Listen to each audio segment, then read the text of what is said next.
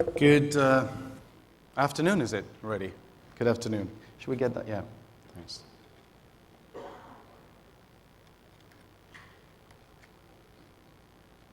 Does it work? It does. Right, so I want to shake things up a little bit because we've had a lot of, the beauty of being in the middle of a keynote presentation is you've seen a lot of numbers already, you've seen a lot of slides, you've seen a lot of data, you've talked a lot about IoT, we talked a lot about IoE, we talked about everything. But everybody can look at this on the web. The question is, is IoT actually a bit hyped today?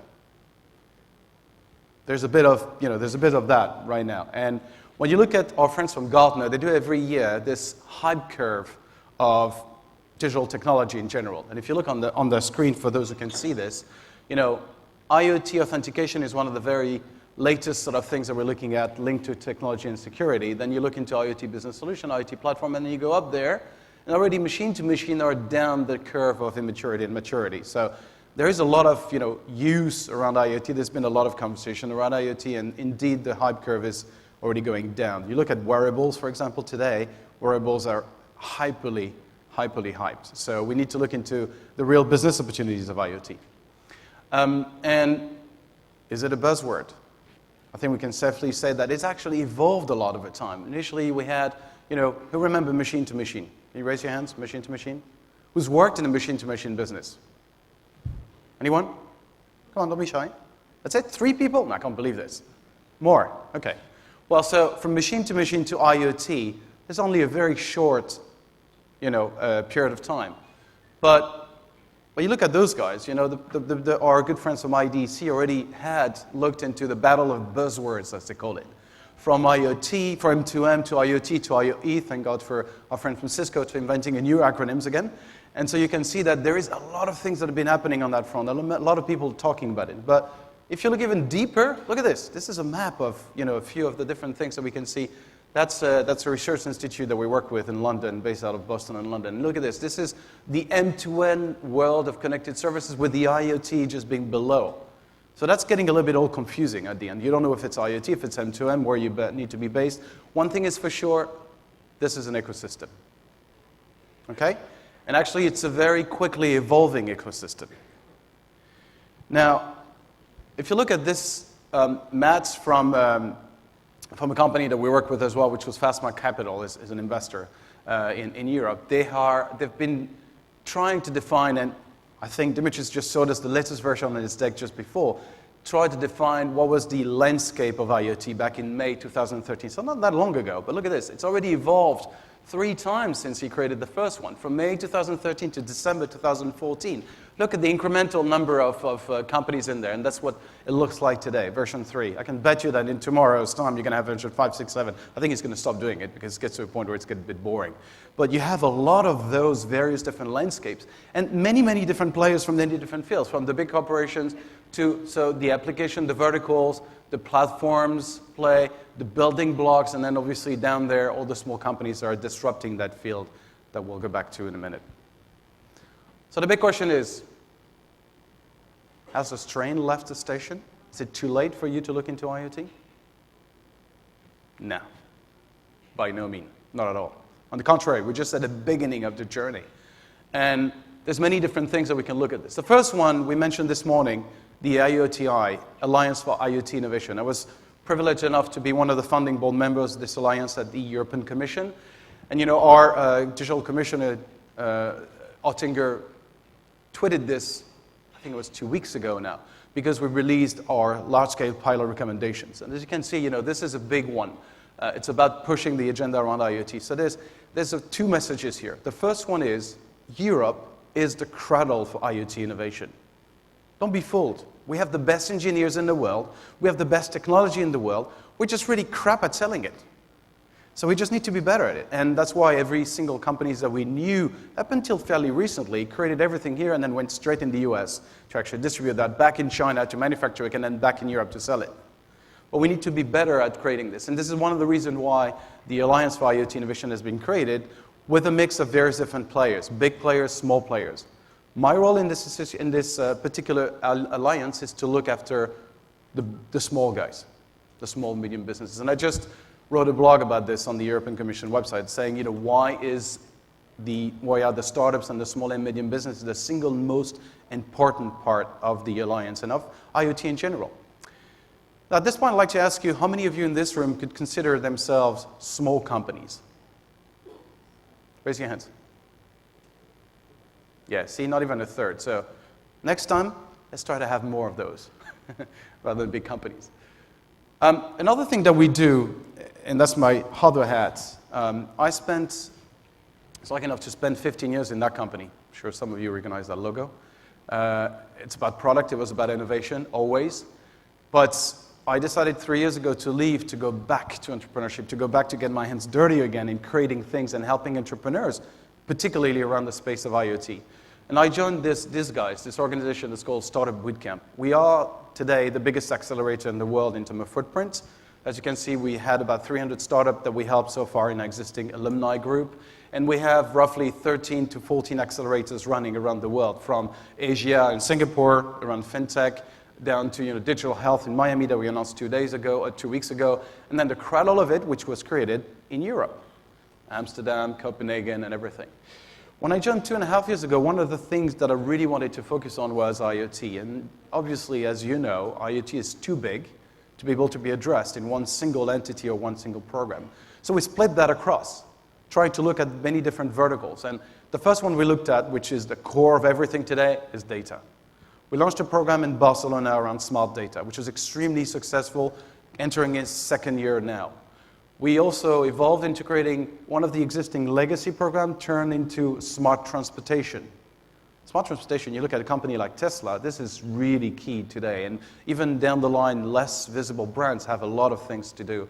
We mentioned that earlier with Accenture as well. Transportation is a key segment for the IoT. So smart transportation in Berlin that we expanded into San Francisco recently as well. You look at, of course, smart city, which is a key topic too. A bigger one, more complex, involved a lot of regulations, obviously, involved a lot of, academic players, also, administrative players, but it's an amazing source of innovation.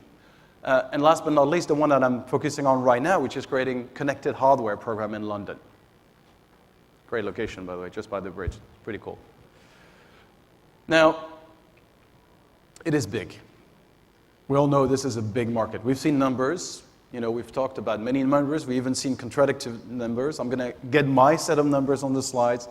But you know how big it is. If you look at the evolution of it, which is what matters really. Look at this analysis done by Gartner. This is starting from 2013. We should be actually looking even before that. But just to give you a very set of numbers in terms of the various different elements. And you look at this. We're already talking about automotive there, but businesses in general.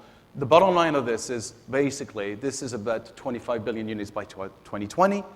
But with a growth of about 35% a year. That's the number you want to look at. It's exponential. It's going really fast. So whatever the key number you want to look at, there is huge opportunity there. And also, if you look at that in a different way, what's the impact? Because it's great to have a number of devices. It's great to see 20 billion, 30 billion, 19 trillion. Look at those guys. I love those guys. Who knows Libillion? Yeah, amazing small, well, not so small anymore, but an amazing company from Spain. That basically are, based their solution around sensors. What they've done is they've created this map which gives you an understanding of how many different layers the IoT can impact. All of those different sort of dots on the map there you can see are from very much industrial down to consumer to smart city to payment, shipment, smart parking. Anything can be impacted by small devices today. That gives you an idea of how big the impact can be. And this is about the biggest number you can look at. That's the impact in dollars that you can predict. And again, this is Gartner in $263 billion. Unfortunately, I could have transferred that into euros, but that's the general idea in total service spending. Or if you look at it in a different way, this is about $2 trillion of economic benefits globally. Out of this, you can imagine that probably 40 to 45% of that is coming from Europe. So we have an amazing role to play here. As a matter of fact, this is the VP of strategy in Gartner. We're saying, IoT will have a great impact on the economy by transforming enterprise into digital businesses, facilitating new business models, improving efficiency. That's the keyword here, efficiency, and new forms of revenue. And we'll go back in a minute into what kind of, efficiency we can look into. Now, what are the key markets? I mentioned a few this morning. We've had lots of diagrams, a lot of different things. I just want to focus on the business ones, really, the ones that are interesting for us. So the current winners are, no doubt, the manufacturing, the utilities. Those big numbers below just give you an idea of how big those markets are currently, with exponential growth coming later as well. So we want to be focusing on those ones. But, you know, there's others coming down the line, of course. Who are the next ones? The next biggest, we talked about transportation. Agriculture is a major one, clearly a massive play for Europe and Greece as well. And retail, you know, smart retail. We spoke about beacons earlier. There's tons of solutions around retail. Walmart was mentioned as well earlier by our friends from SAP. So there's a lot of things coming there in the retail industry that have been barely touched. So huge potential. Again, identifying business opportunities, look into those areas. There's huge, huge, huge, massive disruption coming. Now, I want to spend the next 2 minutes on business values. There's been a few studies around how can you really get some value, how can you show business values of the Internet of Things to potential customers. And it's a tough one to crack because, yeah, numbers we've seen, you know, industries we know, you tend to play in your own court, you tend to play where you're strong, but I wanted you to focus on 5 core values, because at the end of the day, what we see is, you know, the best way for you to show those business values of IoT is probably by expressing those 5 core usage models. So the first one I want to look at is optimizing. And if you look at optimizing, you know, this is pretty much where the vast majority of the use cases are right now. For example, get better use of the different assets. That's the very first core business value you can highlight. The second one is about usage.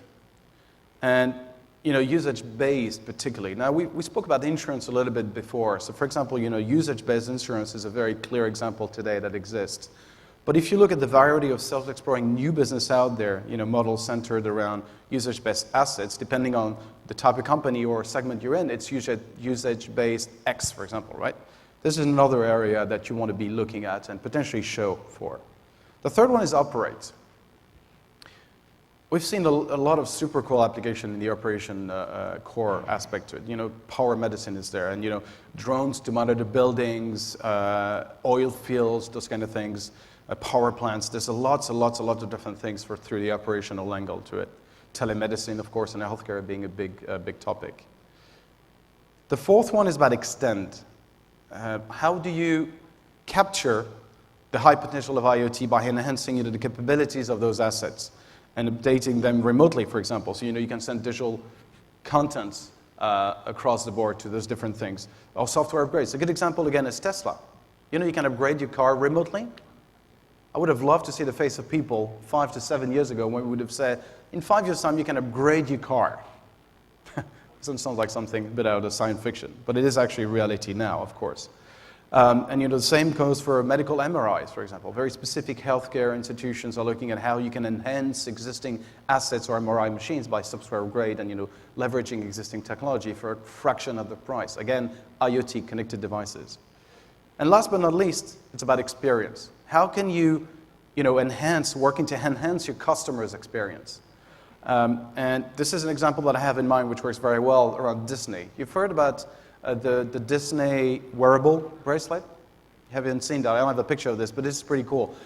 And again, another example of wearables. There's tons out there, you know, fitness bands, smartwatches. But what they've done is basically creating this bracelet with Flextronics to create a way to capture more data and to have a better understanding of the flow of customers in their existing parks.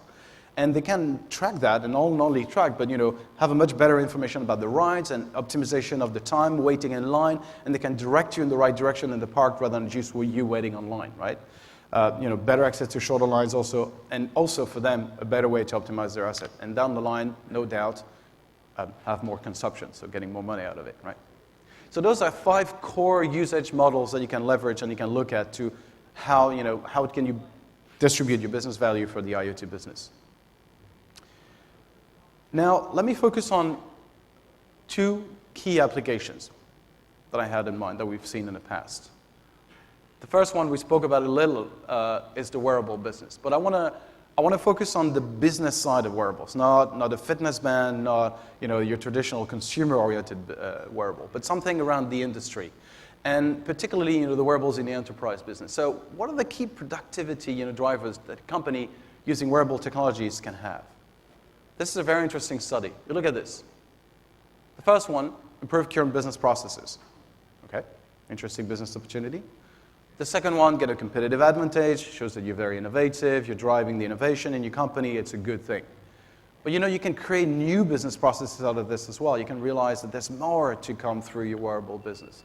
Provide new level of safety for some employees, improve or extend engagement with customers, and down the line, exhibit thought leadership. But of course, 81% of those are smartwatches, not surprisingly. And with the wave of technology coming, like Apple Watch, of course, and the Android ecosystem, and finally a Swiss guy is waking up to try to get in there, well, there's going to be even more of those. But there's a key question around this. Security, right? We mentioned that earlier. There's a lot of people wondering about this. For sure, we publish a lot of things on Facebook. Yes, everybody's connected. But when it comes to an employee security data, how do we react to this? Well, the kind of answer that we get is your typical answer. The first one is privacy concern for employees that are wearing the device directly. Then it's about theft of those particular wearables device, and then the data that comes with it. Privacy concerns for customers around those wearing devices. If you're communicating with others, how do you get the data out? How do you get the data in? Data IP loss, new threat factors for malware potentially, and also last but not least, no security concern for wearable device. It's only 11%. So pretty much everyone is worried about the security around a wearable device. It's a key concern. The second example I want to take is a company that we've helped 2 years ago called working around mesh networks. And they initially had an idea to create a bit like what Cisco is doing on a large scale, a bit like Sigfox and LoRa, but decided to focus a lot more on the B2B side. So it's a low latency network. And those guys called Undergrid have created an amazing solution where they are basically empowering true mesh networking through long range, low energy, and low cost. Check those guys out. They're absolutely amazing. Based out in the Netherlands. And the very first thing they've done is looking into how could they impact that. Now, obviously, they came initially just with a set of sensors, and we've helped them fetch that solution out with the sensible connectivity, the cloud, the API, and a lot bigger solution, which obviously helps a lot of other business cases. The first thing they've done is partner with the airline industries. And they've done this particular bit, which is having the equipment at some of the first airport, which was Schiphol, because they're local. What they're creating is equipping those very small sort of luggage trucks with a particular sensor to be able to track them and understand where they are, what they do, and also if there is any maintenance to be done, if there's a wheel broken or whatever. So any kind of sensor that it can do. You'd be surprised, but I didn't know. You learned that about 12 to 13% of those trucks, the small sort of trolleys, get lost along the way every year. And there's about 50,000 of them in the biggest airports. That's a lot of money potentially lost. Now, they've expanded that. They started in Schiphol. They've already expanded to Charles de Gaulle and Frankfurt, and it's looking great. And the next step for them is even better. They're looking at something that you guys are familiar with, which is transportation or shipping. And they're going to be trying to equip those guys, the barges and a few things, to get more and more data behind, how can you track those barges? Can you add, more efficiency on each load and everything? So this was just a few examples of the big potential of Internet of Things. And yes, for sure, this is a world of many, many different opportunities. And I would say, not surprisingly, that, go. Get that opportunity. Just go and fetch it. Because there's a lot to be done. And that's what, in a short time, actually, I'm early, which is good. In a very short time, you're going to see that there's going to be even more coming down the line. So I'll be more than happy to help you answer any of your questions, both on the AIOTI, but as well on Startup Bootcamp, any startup engagement. We're still looking for a partner, actually, in London for the connected hardware. So if somebody's interested in working with us, let us know. Otherwise, you know where to find me. And I hope this was useful. Thank you very much.